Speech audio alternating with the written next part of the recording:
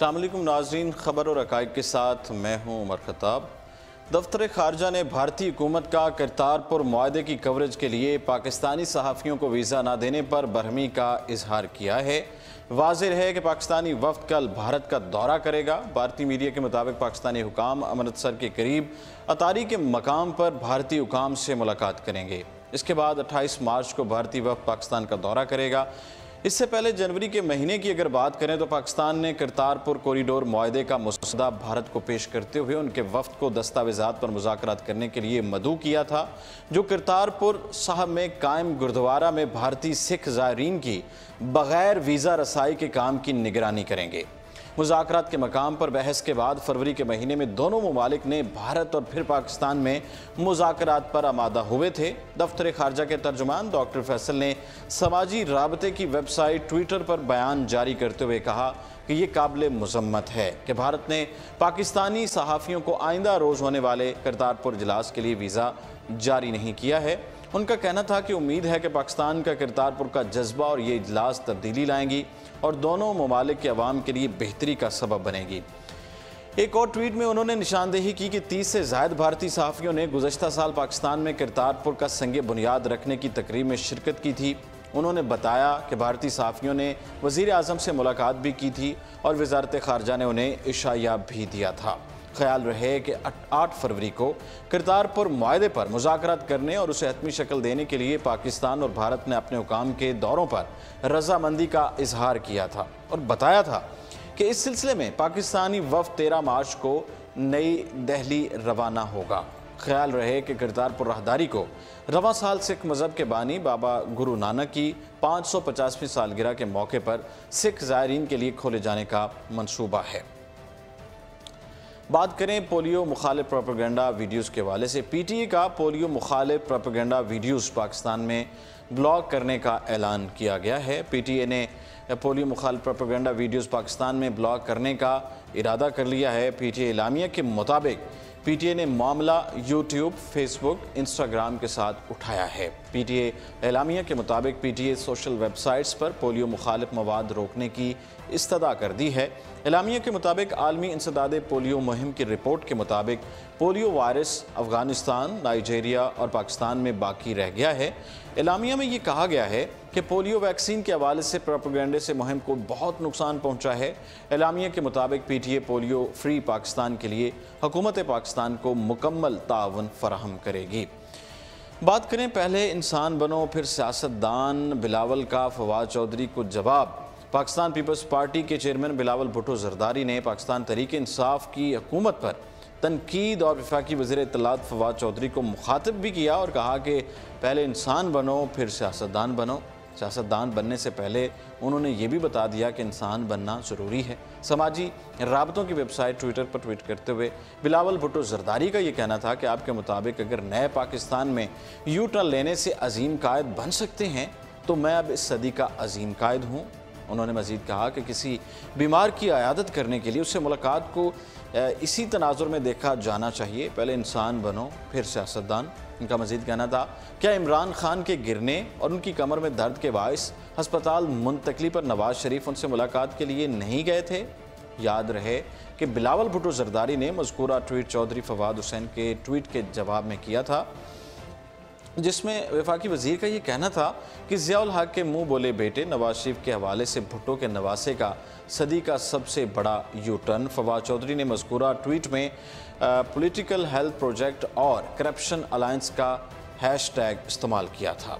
वाज़ेह रहे कि 11 मार्च को बिलावल भुट्टो जरदारी ने साबिक़ वज़ीर आज़म नवाज शरीफ से कोट लखपत जेल में मुलाकात करके उनकी अयादत की थी। इस मौके पर जेल में सिक्योरिटी के सख्त इंतजाम किए गए थे, जबकि चेयरमैन पीपल्स पार्टी के हमरा पुलिस एहलकार भी मौजूद थे। बिलावल भुट्टो जरदारी की नवाज शरीफ से मुलाकात पर हुक्मरान जमात के रहनुमाओं की जानिब से पीपल्स पार्टी के चेयरमैन को तनकीद का निशाना बनाया जा रहा था। साबिक़ वज़ीर आज़म नवाज शरीफ से मुलाकात करने के लिए आने वाले बिलावल भुट्टो जरदारी के हमरा पीपल्स पार्टी के पंजाब के सदर कमर जमान कायरा, मुस्तफ़ा नवाज खोखर और दीगर रहनुमा भी मौजूद थे। मुलाकात के बाद सहाफ़ियों से बातचीत करते हुए बिलावल भुट्टो जरदारी का ये कहना था कि आज मैं नवाज शरीफ की सेहत का पूछने आया था। ये मेरे लिए एक तारीखी दिन है क्योंकि जुल्फ़िकार अली भुट्टो और आसिफ अली जरदारी ने इसी जेल में वक्त गुजारा था। इसी तरह पीपल्स पार्टी के कारकुनान भी यहाँ सियासी कैदी रहे हैं। काफ़ी अफसोस हुआ कि मुल्क का 3 मरतबा वज़ीर आज़म रहने वाला कोट लखपत जेल में सजा भुगत रहा है। उनकी बीमारी की खबरों पर उनसे मिलने के लिए कोट लखपत जेल आया। सियासी इख्तलाफात अपनी जगह, लेकिन हमारा मजहब और सकाफत हमें इस बात की इजाज़त देता है। उनका कहना था कि हुक्मरानों को भी पहले इंसान होना चाहिए और बाद में हुक्मरान। किसी कैदी के साथ इस तरह नहीं होना चाहिए और जब कैदी बीमार हो उसे बेहतरीन सहूलियात फराम करना हुकूमत का अवलीन फ़र्ज़ होना चाहिए। चेयरमैन पीपल्स पार्टी का यह भी कहना था कि दिल के मरीज़ को ज़्यादा दबाव डालकर इलाज नहीं कर सकते, ये एक तरह का तशद्दुद है। नवाज शरीफ से जब मिला तो वो काफ़ी बीमार लग रहे थे और उनकी सेहत के लिए दुआ करता हूँ और साथ ही मुतालबा करता हूँ कि 3 मरतबा वज़ीर आज़म रहने वाले नवाज शरीफ को बेहतरीन इलाज की सहूलतें फराहम की जाएँ और मुझे उम्मीद है कि इंसानी बुनियादों पर वज़ीर आज़म और उनकी हुकूमत इस पर गौर करेगी कि किस तरह इस मामले को हल करे। याद रहे कि करप्शन केस में कोट लखपत जेल में 7 साल कैद की सज़ा काटने वाले साबिक वज़ीर आज़म नवाज शरीफ को दिल और गुर्दे के मसाइल का सामना है। वो जेल से बाहर किसी भी अस्पताल में मुंतकिल होने से इनकार कर चुके हैं और कहते हैं कि हुकूमत गैर मुताल्लिका अस्पतालों में उन्हें ले जाकर सिर्फ हमदर्दी दिखा रही है और एक के बाद दूसरा मेडिकल बोर्ड बनाया जा रहा है, लेकिन बोर्ड्स की तजवीज़ पर अमल नहीं किया जा रहा। पीपल्स पार्टी के हवाले से बात करें, आगा सिराज दुरानी के घर छापा का जो मामला है, चेयरमैन नैब तहकीकात करें वरना हम एक्शन लेंगे, ऐसा बयान सामने आया है। पाकिस्तान पीपल्स पार्टी के चेयरमैन बिलावल भुट्टो जरदारी का कहना है कि चेयरमैन नैब आगा सिराज दुरानी के घर पर छापा की तहकीकात करें वरना हम तहकीकात करना पड़ेंगी। कराची में प्रेस कॉन्फ्रेंस करते हुए उन्होंने कहा कि चेयरमैन नैब ने आगा सिराज दुरानी के घर पर छापा के खिलाफ कोई एक्शन नहीं लिया है। आगा सिराज दुरानी की गिरफ्तारी के बाद शवाहिद के लिए उनके घर पर छापा मारा गया। इस पर चेयरमैन नैब अपने मतहत अफसरान का एहतसाब करें, उनसे पूछें। बिलावल भुट्टो ने कहा कि इज़हार यकजहती का पैगाम देने के लिए सिंध असम्बली आया हूँ। चेयरमैन पीपल्स पार्टी ने कहा कि जैसा कि पूरे पाकिस्तान को पता है कि सिंध असम्बली वो असम्बली है जिसने पाकिस्तान की करारदाद पास की। इस वक्त की असम्बली में भी आगा सिराज दुरानी के रिश्तेदार मौजूद थे। उन्होंने कहा कि speaker Sindh assembly peoples party का ओहदा नहीं है, ये एक आइनी ओहदा है जिसे ऐवान के अरकान की जानिब से मुंतखब किया जाता है। आगा सिराज दुरानी पाकिस्तान के एक बड़ा सियासी नाम है। उनके वालिद भी सिंध असम्बली के स्पीकर रह चुके हैं। स्पीकर का ओहदा बहुत अहम है। बिलावल भुट्टो ने कहा कि सिंध असम्बली के स्पीकर के ओहदे पर एक अफसोसनाक और शर्मनाक हमला किया गया जब मुशर्रफ के बनाए हुए इदारे ने आगा सिराज दुरानी को इस्लामाबाद से गिरफ्तार किया।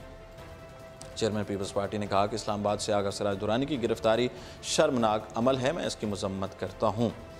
इसके बाद बात करते हैं बैरिया टाउन कराची के हवाले से। बैरिया टाउन कराची के लिए 450 अरब रुपए की पेशकश, अदालत ने फैसला महफूज कर लिया है।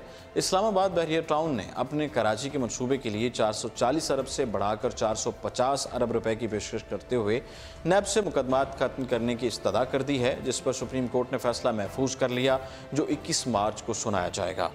सुप्रीम कोर्ट ऑफ पाकिस्तान में जस्टिस अजमत सईद शेख की ज़ेर सरबराही बहरिया टाउन अमल दरामद केस की समाअत हुई, जिसमें बहरिया टाउन ने गुज़श्ता रोज़ कराची मनसूबे के लिए की गई 440 अरब रुपए की पेशकश बढ़ाकर 450 अरब रुपए कर दी है।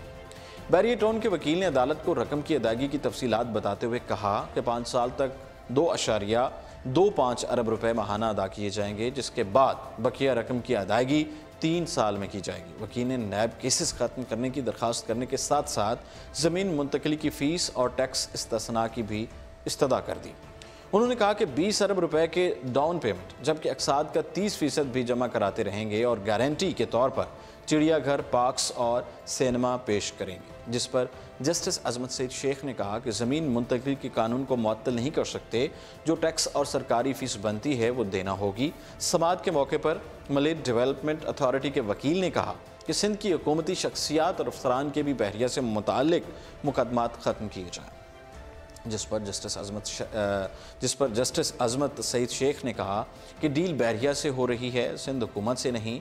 अदालत उज़्मा ने बहरिया टाउन कराची के लिए 450 अरब की पेशकश पर फैसला महफूज करते हुए ये वाज़े कर दिया कि ये तासुर न लिया जाए कि अदालत पेशकश कबूल कर लेगी।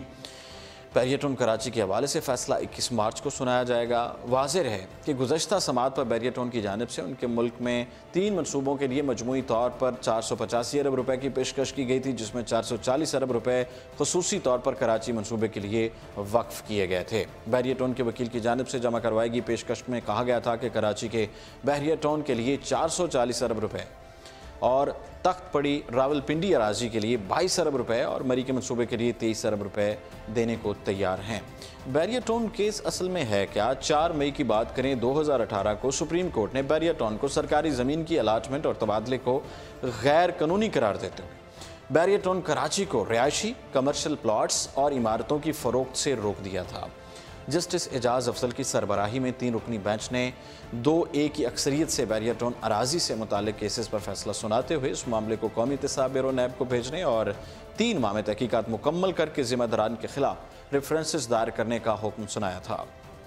अदालती फैसले में ये कहा गया था कि बैरिया टाउन को अराजी का तबादला खिलाफ कानून था, लिहाजा हुकूमत की अराजी हुकूमत को वापस की जाए, जबकि बैरिया टाउन की अराजी बैरिया टाउन को वापस दी जाए। अदालत की जानिब से मलीक डेवलपमेंट अथॉरिटी की ज़मीन की गैर कानूनी अलाटमेंट की तहकीकात का भी हुक्म सुनाया गया था, जबकि चीफ जस्टिस मियां साकिब निसार से ये दरख्वास्त की गई कि वो इस फैसले पर अमल दरामद के लिए खुसूसी बेंच तश्कील दें। दूसरी जानिब अदालत ने अपने एक और फैसले में इस्लामाबाद के करीबी तख्तपड़ी में जंगलात की ज़मीन की असर नौ हदबंदी का हुक्म दिया और कहा कि तख्तपड़ी का इलाका 2210 एकड़ अराजी पर मुश्तमिल है, लिहाजा फॉरेस्ट रेवेन्यू और सर्वे ऑफ पाकिस्तान दोबारा इसकी निशानदेही करे।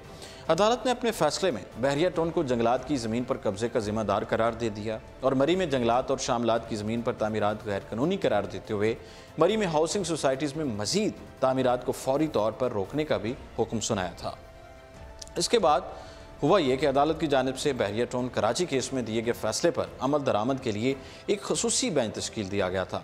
इस केस में बैरिया टाउन की जानिब से अपनी ज़मीन को कानूनी दायरे में लाने के लिए पहले 250 अरब रुपए की पेशकश की थी, जिसे मुस्तरद कर दिया था, जिसके बाद 16,000 एकड़ ज़मीन के एवज़ 358 अरब रुपए देने की पेशकश की गई थी। ताहम इससे भी अदालत ने मुस्तरद कर दिया था, जिसके बाद बैरिया टाउन ने कराची के मंसूबे के लिए 405 अरब रुपए की पेशकश की थी, लेकिन अदालत ने इस पेशकश को भी मुस्तरद कर दिया था। नाजरीन, ये था आज का प्रोग्राम और इसके साथ ही उमर खताब को दीजिए इजाज़त और आप देखते रहिए उर्दू पॉइंट।